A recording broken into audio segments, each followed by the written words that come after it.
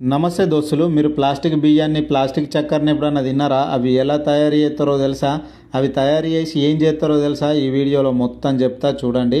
First plastic కవర్లు అన్నీ ఏరకచ్చి ఇగో ఇట్లా మిషన్లు వేసి మంచి చల్లటి నీళ్ళలో కడిగి మళ్ళీ వేడి నీళ్ళలో కడిగి ఇక ఇట్లా బయటకు తీసి మంచిగా ఆరబెడతారు అన్నట్ల. ఆరబెట్టినాక మళ్ళీ వాడని ప్లాస్టిక్ కూడా అందులో కలిపేసి ఇక గిట్లా మిషన్లు వేస్తారు. మిషన్లు వేసినాక ఇట్లా వెళ్తుంది. వెళ్ళినాక మళ్ళీ అట్లా దారాలు లెక్క వెళ్తుంది. మళ్ళీ ఈటు చేస్తారు అన్నట్ల. ఈటు చేసి ఇక మొత్తం సన్న సన్న దారాలు చేసి ఇక గిండ్రి లెక్క ఉన్నది కదా, ఇది వేసేస్తారు. ఇక బియ్యం రెడీ అయినాయి.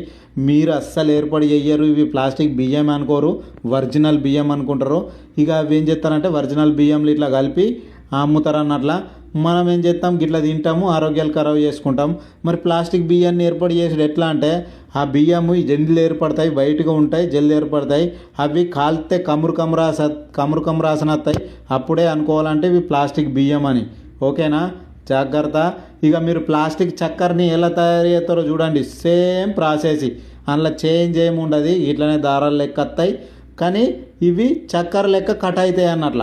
చక్కెర లెక్క కట్ అవుతాయి. మనం ఏం చేస్తాం, మళ్ళీ ఇది వీళ్ళు ఒరిజినల్ చక్కెర కలిపి అమ్ముతారు అన్నట్ల.